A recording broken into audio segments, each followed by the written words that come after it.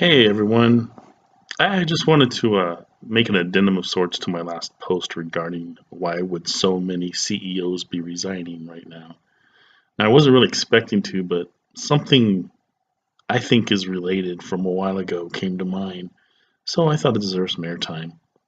And in the process, new developments surfaced that I really want to touch on briefly before I get into the meat and potatoes of everything that I want to add. Cool? Cool. Now you may have already heard about um, a couple plane crashes that happened over New Year's Eve. Just wanted to touch base on that real quick. Okay, like it says on the heading, Breaking CEO and Family Killed, tied to the Clinton Foundation. And you can see the information underneath where it says this was no accident. Um, the shocking number of dead bodies accumulated around the Clintons cannot be considered a coincidence any longer, especially now after this most recent victim has just been identified this week under truly tragic circumstances. The most scandalous couple in political history's body count seems to be on the rise once again, after a brief reprieve of no sudden mysterious casualties. The latest is possibly the most shocking yet, with the surprising connection that one dead citizen has to the Clintons that others did not. The casualties that keep accumulating around this crooked woman, with major secrets she's desperate to keep hidden no matter who she has to kill off to ensure it has reached an unprecedented level that cannot or should not be ignored any longer. Um, this was Bruce Steinberg's family, and according to the Bloomberg report, he was an associate executive of Bridgewater, and his family was among 10 Americans killed when a charter plane crashed into a mountain in Costa Rica on Sunday, on New Year's Eve. They lost Bruce, the husband, the father, a senior investor of Bridgewater and a wonderful man, and his family, Ray Dalio, the founder of the Westport Connected Base Fund, said in a statement on social media Monday, "Right now we are each processing this devastating tragedy in our own ways, as would be expected." Now, if you go down a little farther, from the outset, as it says, it seems like another fatal tragedy, especially since family members are involved.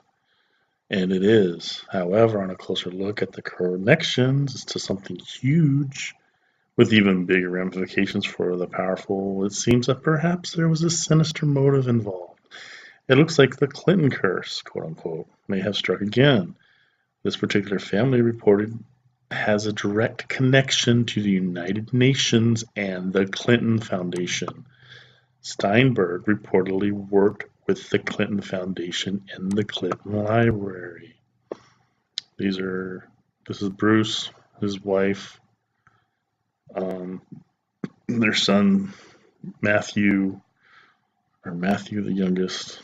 This is an old picture because I believe he's 19 at the time of death. He's 18 and he's 13. He's clear now 13 there. So basically, they wiped out the entire family. Now, my question is it possible that instead of a hit, maybe he knew the writing was on the walls? Being an executive at Bridgewater, the biggest hedge fund company on the planet, from my understanding, could he have faked their deaths?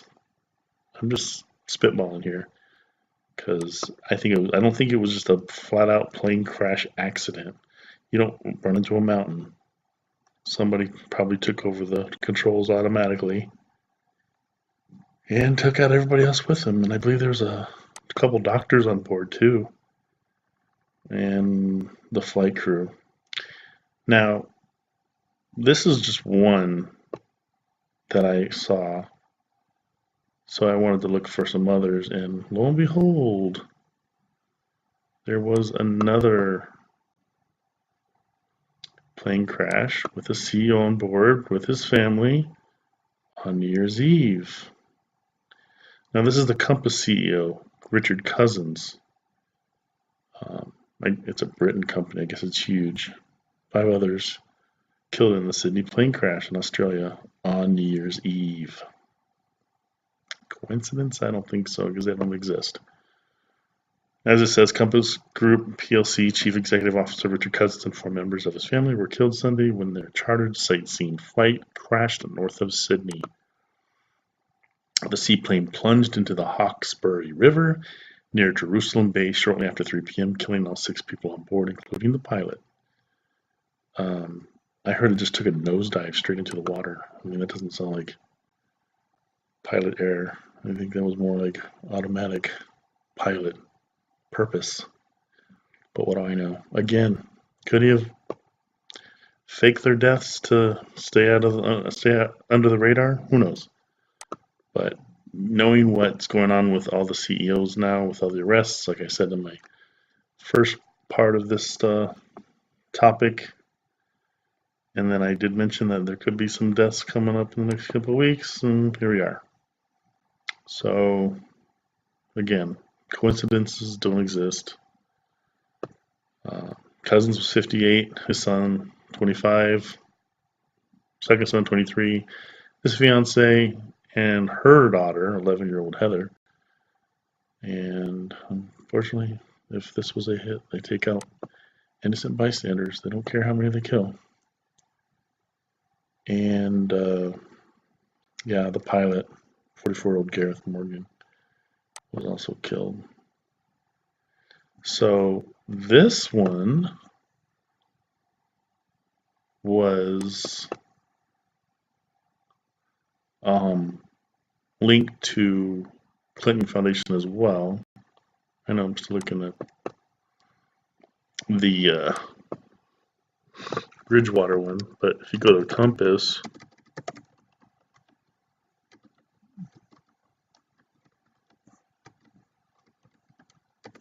if I could spell, gee. And Comey was also linked to the Bridgewater if you didn't see those links I just passed. But I heard Compass was Comey was a previous executive of Bridgewater, to add to the interesting correlations there with the Clintons. Here, let me just go back real quick. So,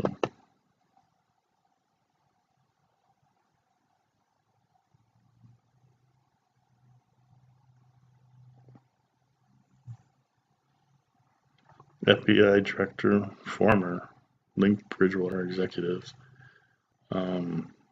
So that's just an interesting correlation. Now, the Compass Company was also involved with the Clinton Foundation. I guess big supporters of it. So, I mean, who knows? You know, if these were hits, we'll never know for sure. But we could only speculate and have a pretty good idea considering what we know about the Clinton body count and everything. And considering these are CEOs in this time of age, you know, this time of where we are now with all these CEOs, you know, jumping ship and ready for their lives. It's just too much of a coincidence to be a coincidence, because coincidences don't exist. Anyway, on with the intended addendum show. Now, I recently remembered something I had heard about 2 years ago, and I thought it held even more credence now, considering the content that it was about. You see, and if you're not familiar with Tory Smith, whom I'll be speaking about, he was a very courageous child trafficking whistleblower, who, like another child trafficking whistleblower by the name of Max Spires, was murdered in July of 2016, only days apart, and only a few days before Pence was officially announced as Trump's running mate. Now, you're going to see his page that I'm going to slowly have scroll so you can take a look at the content. But yeah, and I'm trusting he was chosen for a specific reason as an exposure, because I don't believe Trump actually was the person that was allowed to select Pence for his running mate. That's just a hunch I have. But something tells me that he was chosen for a reason. You see, Tory lived in the same state that Pence was governor of, Indiana, and he had a lot of information that goes on there, especially in relation to my labs, which, from my understanding, are owned by the Bush family. Surprise, surprise. Now, to end this video, I'm going to play this particular clip that Tory has posted on his page in its entirety. I'll also include it in the description if you want to watch it at your leisure.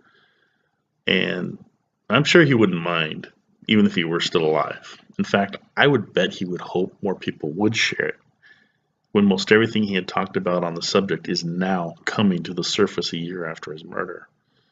And I, for one, refuse to let him die in vain.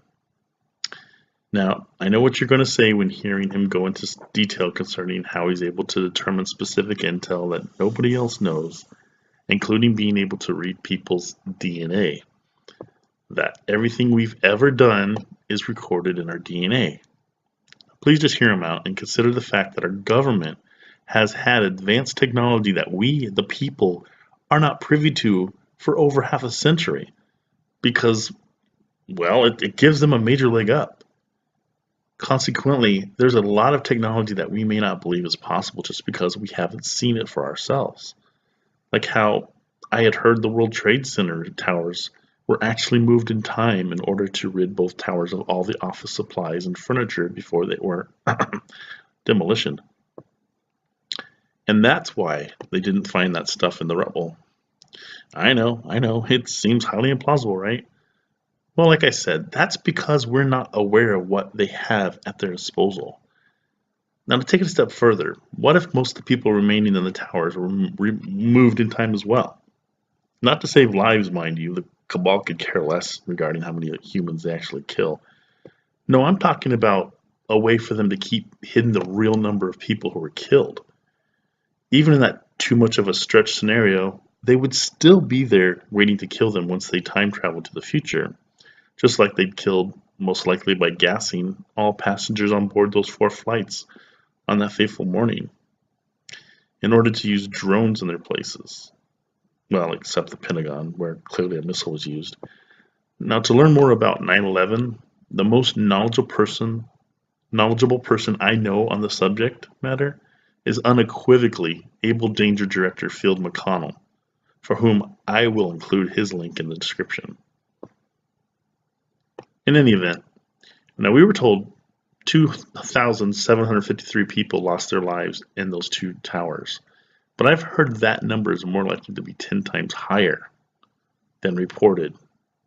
Yet the last I'd heard, the report was that they had ID'd the remains of 1,641 victims, the last one actually being just a few months ago, meaning 40% of the victims, reported victims, have yet to have any of their remains identified, if you believe their final tally number, which, needless to say, I don't, knowing the 9/11 Commission report was produced by those who perpetrated the heinous crime against us and or involved in the cover-up, like Jamie Gorelick and Robert Mueller, allegedly, which will be made public soon enough from my understanding. Anyhow, it's the same reason Nikola Tesla's papers were stolen from his New York apartment back in 1943, I believe it was, shortly after he had passed away, presumably by natural causes, considering he was in his 80s, I believe, and he was a valuable commodity to the government, it would seem. Anyway, his papers, writings, whatever you want to call them, were held under lock and key, never to be shared outside of a tight-knit group. Now, I had even heard J.P. Morgan himself had purchased most of Tesla's inventions in order to prevent them from becoming public. But I'm not absolutely sure that that's true or not, so don't quote me on that, okay? But let's put it this way. It wouldn't surprise me in the least if it were true, just like I'd heard that Morgan was scheduled to be on the Titanic, but conveniently backed out at the last minute. Why would that be? Did someone high up give him a heads up about the alleged false flag that would be occurring once they discovered that the 3 powerful men who were opposed to the Federal Reserve being implemented were going to be on board? Now, you can hear more about that in my Awakening series Part 8, which I'll leave a link in the description for easy access. Anyway, I'm digressing. Now, where I'm going with this is, Just because we don't know if people able to do what Tory was able to do, or even know, doesn't mean it's not true. We only know what we know because, well, seeing is typically believing for most. Look at it this way. It's like the asleep majority not buying anything that us awakened are aware of now. They think it's too far-fetched, so we must be off our rockers. Well, we have to be open-minded about any possibility, especially being awake, despite hard evidence to support it being sparse, if at all. Because, well, it was hidden from us for very malicious, selfish reasons, not unlike saying major missing pieces of the Bible. And that includes time travel. Just ask the Vatican about that one. And soul scalping, where archons are seemingly able to remove someone's soul at the moment of death and preserve it in order to replace it in someone else's body for vindictive reasons. I know. Again, seeing is believing for the asleep. The awakened, however, live by a different motto. Believing is seeing, if you know what I mean. At any rate, in my opinion, Tory's murder only gave him that much more credibility. Because why else would they want him requited permanently? Especially once Pence was seriously being considered for Trump's running mate. I believe that's where they made a huge mistake. Monumental mistake, in fact. Because Tory had been on YouTube for maybe 6 months, I believe, before he was killed in way of radiation poisoning, from what I'd heard. And he wasn't getting a lot of play because, as you can read in some of the comments left on just this one video I'm going to be showing that you're looking at right now, people thought he was nuts. And understandably so. Especially those who don't have an open mind. But when someone is killed over what they've been saying, well, then we've got a new ballgame, don't we? Now, they just made this quote-unquote crazy guy appear credible when they probably could have left him alone and let the majority believe he was a sandwich short of a picnic, so to speak. Therefore, I'd be remiss if I didn't give him a shout-out of sorts. Posthumously or not, he took on the system and they were afraid of him enough to shut him up, allegedly. Just please keep an open mind when listening to him, because I believe you will have an aha moment or two of your own while listening, especially after learning what's recently been discussed on 4chan and 8chan in way of QAnon and MegaAnon. Warnings. It is a graphic, so viewer discretion is advised. As you can tell from the title for this video alone. I will say this though. When he discusses 5-time Super Bowl champion Tom Brady's alleged appalling antics in order to get ahead in the game around the 10-minute mark of the clip, I had an aha moment. Because it started to add up concerning how he had gone from a mediocre college quarterback who had perhaps the worst combine outing ever for a quarterback to be arguably the GOAT, the greatest of all time, which has never been done before to that degree. Sure, Joe Montana, Brady's childhood hero, was an above-average quarterback prospect coming out of Notre Dame, but he was never on the bubble of never getting drafted despite his scrawny size, like Brady was. And Tony Romo is arguably the best non-drafted quarterback to ever step between the lines in the NFL, but he never put it together in the playoffs.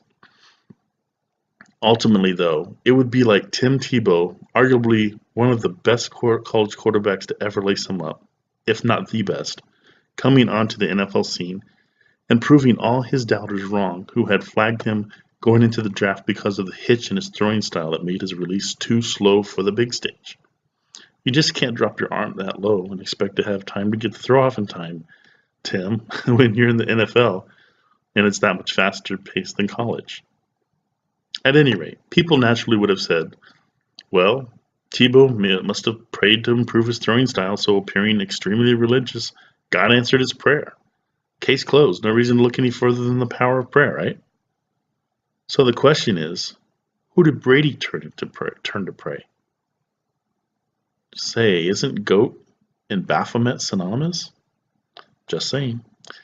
So, because of what has transpired since his death, when few believed him, I have no reason to question what he had to say about the GOAT, Brady, not Baphomet. But if you, well, never mind.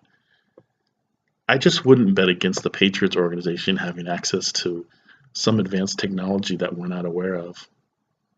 Now, you may laugh at the preposterousness of my saying that, but how else do you explain misfits on other teams coming to them via waiver wire and becoming stars like never before, at least that I can recall? It just doesn't add up otherwise, at least not if you're awake, truly awake. I know, it's all accredited to unbelievable coaching and the system that they agree to buy into for the betterment of the team. But exactly what system would that be? But who am I to say?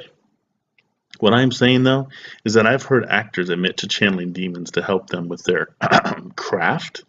So why would athletes, for instance, be any different? Especially ones with mediocre talent at best. Consider this. If Brady really thought he had what it would take to make it to the next level, I'd think he would have gone the Troy Aikman route, who had ultimately transferred from Oklahoma University to UCLA to better showcase his skills, despite knowing he would have to sit out the following season. And that decision would pay off in droves the following year as he'd go on to be the number one pick in the NFL draft, perhaps the most successful number one pick overall ever. But instead, during his final season of eligibility, when the starting job should have been all but fallen to his lap, unless his coaches didn't think he had what it took, of course, for some reason, Brady accepted a platoon role with a sophomore quarterback by the name of Drew Henson, who, from my recollection, started one meaningful game in the NFL on Turkey Day in 2004, if memory serves, against the Bears, if I recall. Anyway, only to lay an egg for the most part, and he even had Major League Baseball to use as leverage. But again, what do I know? Now, Kay Adams on the NFL Network made a good point. She said, why are the Patriots the only team that undersell but overachieve? Is it the system, or is something else involved, as in an deity or an entity? Just saying.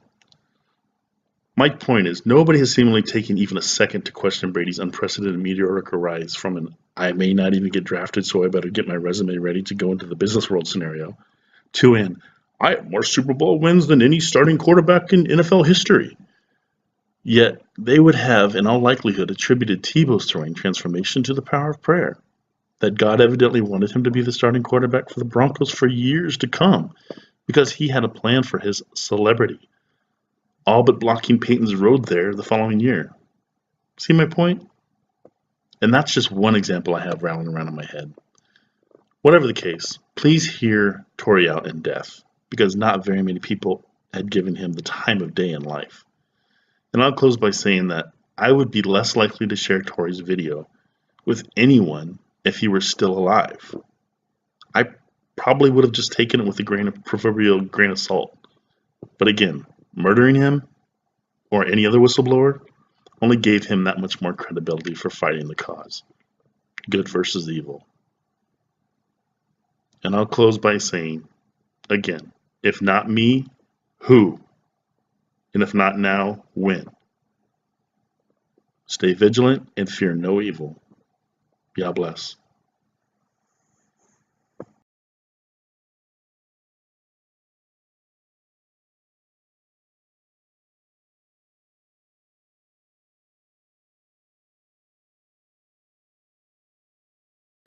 Hello, everyone. I would like to do a report for the 19th, Saturday night, the party for the Democrats. They're called Democratic Corporate Presidents. They're not presidential candidates for the country of the United States. They're candidates for the United States of America Corporation. And if you don't know the difference, just simply do research.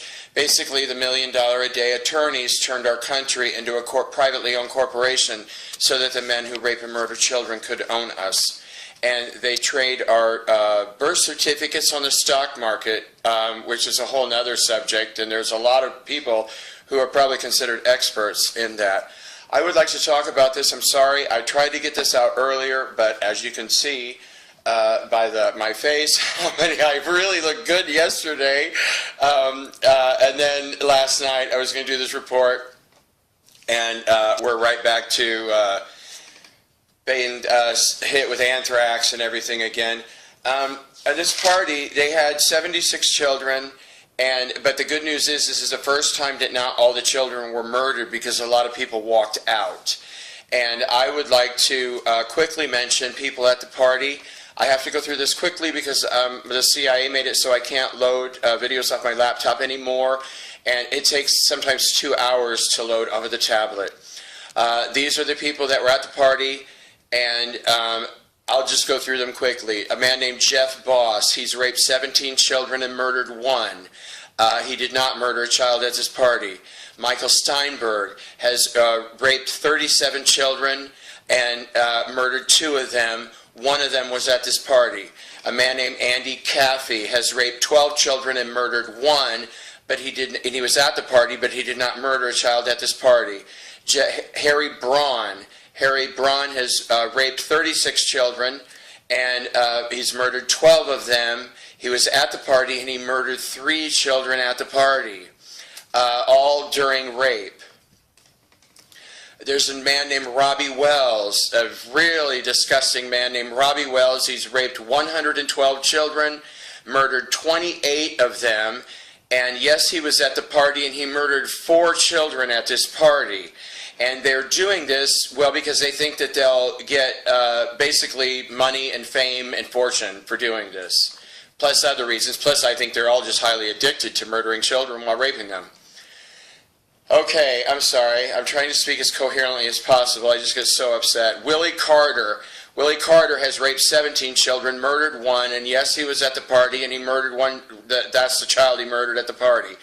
Doug Schreffler has raped 8 children, murdered 1. Yes, he was at the party, and this is the 1 child that he murdered. Martin O'Malley has raped 33 children, murdered 6 of them. Yes, he was at the party, and he murdered 1 of these 6 children at this party. And there's a really vile, disgusting criminal named Bernie Saunders, or maybe Bernie Sanders. I always pronounce his name Saunders. This criminal has raped 216 children and murdered 17 of them. And yes, he was at the party, and he murdered 2. And I can't speak about Hillary Clinton, a super skank, without literally going crazy. So let's move her to the end of the party. End of the list, I mean. Barack Obama was at this party, and he also is another one I have very strong feelings about because I was raped by Barack Obama 261 times. The 262nd time, he was trying to do it 262nd time when heaven set him on fire with the sacred fire, and he literally exploded right off of my back. Barack Obama has, at this point, Saturday night, had raped 1,792 children, and that was the 259th child he murdered was at this party. Michelle and Barack Obama, as of this date, have murdered 8,790,912 people in their horrible war crimes, of course, all assisted and run by the Bush-Cheney war criminal families. Joe Biden, at this party, murdered his 93rd child and has raped 503 children.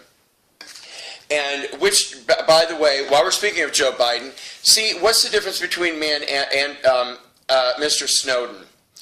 I just spaced out his first name, but there's a man named Snowden. He worked for the NSA, and he's being charged with treason because he talks about what they call classified information. Okay, why is it that I can talk about classified information and they can't? Well, because if I broke into the Pentagon and stole this information and then gave it out, that would be a crime. However, what these people don't realize is that everything in our reality is recorded. All of this has been recorded. Everyone's lifetimes have been recorded. It's not the same as when we're one level up in what most people call heaven. Everything is recorded here, and just to show, and I keep telling this over and over again, I tell them how stupid they are, and they say, well, we're not really stupid, we just don't believe you. And I said, okay, let's use Joe Biden as an example. And so I just make an appropriate call, and all this is public record, I swear as God is my witness. Joe Biden has 14 bank accounts, including Chase, Bank of America, HSBC, and Barclays. I asked the Hall of Records to total these bank accounts, and they came up with the figure $68,317,002. $68,317,002. 58% of that money is fiat money. In other words, stolen from the American taxpayers. And this is one example. I don't know what those other two figures are. But these are two examples of how this works. And a lot of the times when these people come into the house, they would be telling me, okay, you have 8 bank accounts and you're this and that, and they would just freak out and run away because they don't understand how that, because see, dark entities are not allowed in heaven, and they can't understand why that we have access to this, because they can't. Dark entities can't go to heaven. You have to have 51% sacred light or more. Okay, let's go back to Hillary Clinton, who murdered 3 children at this party. And this just keeps going on and on. Let me go back to where she was at the party. Okay, it was an 8-month-old baby girl brought in from Texas, Houston, Texas, my love. The child was from Mexico. She murdered this child in the usual way women do, by driving a knife through the heart. She murdered a 7-year-old boy abducted in Ohio, north of Cincy, southwest a little bit of Dayton, Ohio. She murdered a 7-year-old boy by driving a knife through the heart. And then she also murdered a 3-year-old boy from Peru, not Peru, Indiana, Peru, the country, Peru. And after killing the child, she took the knife out of the baby, out of the 3-year-old boy, who's practically a baby, and she licked the knife. This is Hillary the Skank Clinton, who you can smell her vagina from Mars. And it's because they drink the blood. That's why they stink so much. Okay, take a deep breath. Hillary Clinton is directly responsible for the murders of 31,517 children, 8 of them by driving a knife through the heart and Luciferian human sacrifices. 138,996 people she murdered in Libya. The reason they murdered all these people in Libya is because their president would no longer take fiat money for oil.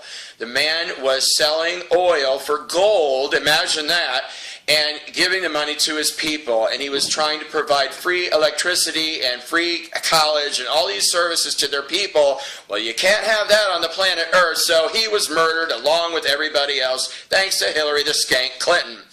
Hillary and Bill Clinton have murdered a total of 7,566,158 people. Bill Clinton has raped 14,912 women, and he's murdered 156 of them.